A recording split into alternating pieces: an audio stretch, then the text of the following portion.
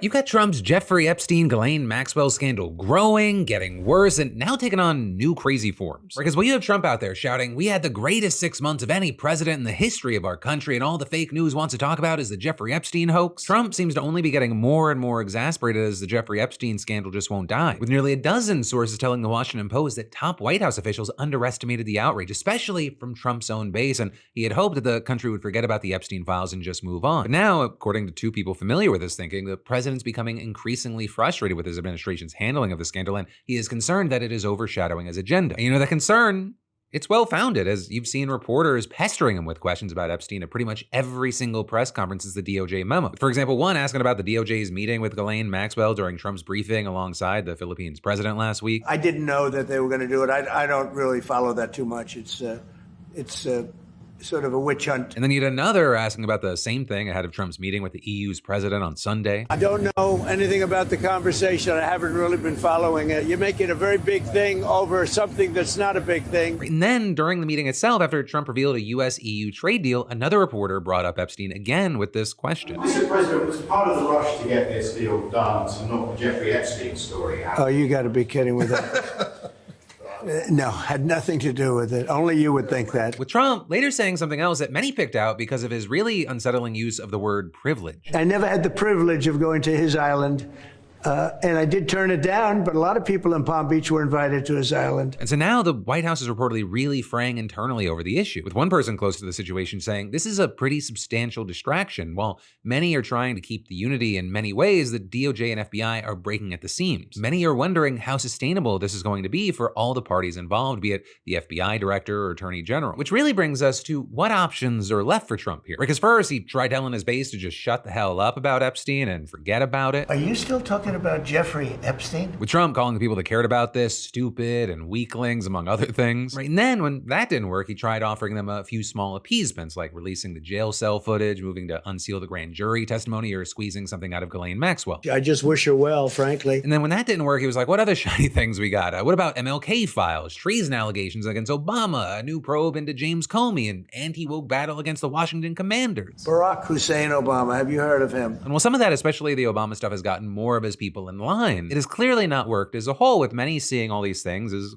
seemingly what they are, just distraction. In polling, it shows that Americans aren't happy about Trump's handling of the files. Plus, Democrats have happily latched onto the scandal, and Trump's own supporters, they seem very invested into this whole story and simply won't let it go after a news cycle. But, very notably, despite his frustration, Trump has reportedly been hesitant to pull one of his favorite levers during a scandal: firing people. And there you have someone close to the president telling the Post that he is afraid that it might create an even bigger spectacle. But regardless, Trump could expect more updates to keep Epstein in the news, at least for a while. Not only because it's been confirmed that his name is in the files, but also because his Deputy Attorney General Todd Blanche wrapped up 2 days of closed-door discussions with Ghislaine Maxwell for any extra information that he could use to appease Trump's base. And there you had Blanche promising on social media that the Department of Justice will share additional information about what we learned at the appropriate time. And that, as you had Maxwell's lawyer telling reporters, Ghislaine answered every single question asked of her over the last day and a half. She answered those questions honestly, truthfully, to the best of her ability. But then notably, he added that Maxwell had supposedly been treated unfairly for the past 5 years. She didn't get a fair trial. We're still appealing to the Supreme Court. Remember, a juror lied to get onto the jury. She was denied bail. She was treated worse than an animal would be treated in jail when she was first held, woken up every 15 minutes. So we're just trying to get through the process where we are now and get her some relief. With him then going on to appeal to the president directly, claiming that the government previously promised not to prosecute Maxwell and suggesting that Trump, as a great deal maker, wouldn't break a promise like that. Which, in addition to other things, has led many to wonder whether Trump's going to pardon her in exchange for information, perhaps her silence, or even in an attempt to exonerate him while maybe weaponizing her against his enemies. And when a reporter asked him about this on Friday, we saw this play out. Would you consider a pardon or a commutation for Ghislaine Maxwell? I'm allowed to do it, but it's something I have not thought about. With him then giving this more dismissive answer to the same question on Sunday. A lot of people are asking me about pardons. Obviously, this is no time to be talking about pardons. But regardless, Maxwell is set to testify in front of a House committee next month after it subpoenaed her. And that is, today, she asked the Supreme Court to take up her appeal and overturn her conviction, arguing that she was shielded by the same promise that her lawyer mentioned earlier. With that, referring to a non-prosecution agreement covering alleged co-conspirators that Epstein signed in exchange for his guilty plea. Though notably, the appeals court argued that the agreement was made with prosecutors in Florida and it doesn't bind the authorities in New York. And so with that, if the Supreme Court takes her case, we're expected to find that out sometime this fall, though once again, in her filing, Maxwell's lawyer noted that we are appealing not only to the Supreme Court, but the president himself to recognize how profoundly unjust it is to scapegoat Ghislaine Maxwell for Epstein's crimes. And so then notably with this idea swirling around, you had NBC's Meet the Press asking House Speaker Mike Johnson whether he would support Trump pardoning Maxwell. And he showed off, let's call it his dodgeball moves. Would you support a pardon or a commutation for Ghislaine Maxwell, a convicted sex trafficker? Well, I mean, obviously that's a decision of the president. He said he had not adequately considered that. I won't get in front of him. That's not my lane. If you're asking my opinion, I think 20 years was a pittance. I think she should have a life sentence at least. Then also that same day, Meet the Press interviewed GOP Representative Thomas Massie, who's become one of the most vocal critics of Trump and party leadership in recent weeks, with him previously criticizing Johnson for sending the House home for its 6-week summer recess early in an apparent effort to prevent them from voting to force Trump to release the Epstein files. And in response to the outrage, you had Johnson accusing Massie and others of trying to inflict political pain on their own party. But on Sunday, you had Massie shooting back with this. I don't know why it should be politically painful to be transparent.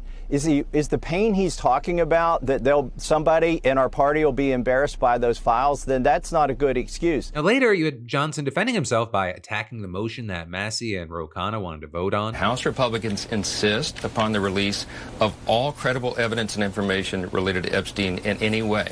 But we are also insisting upon the protection of innocent victims. And our concern is that the Massie and Khanna discharge petition is reckless in the way that it is drafted and presented. It does not adequately include those protections. But you had Massie flatly denying that, with him telling the program. Ro and I carefully crafted this legislation so that the victims' names will be redacted and that no child pornography will be released. So they're hiding behind that. Right, and then while all that's playing out, you have the two people who sparked this whole Epstein saga in the first place, right? FBI Director Kash Patel and Deputy Director Dan Bongino. According to two sources who spoke to the Post, they've privately said that if they were in charge, they would have released the files while redacting victims' identifying information. And so with all that, this Epstein saga is shaking up to be one of the stickiest political scandals that Donald Trump has maneuvered through so far, which is really saying something, because just over the past 6 months, I mean, it's not even all of them, but you had Signalgate, Kilmar Abrego Garcia, the Qatar plane bribe, the Elon Musk feud, but all of those stories, they ended up blowing over within a couple of weeks. So some of the questions remaining is, will this Epstein episode eventually fade away like all the others, or is this going to be kind of one of those scandals that Trump just can't shake? Especially as you have more and more people arguing that it appears that Donald Trump is telegraphing a pardon for Maxwell.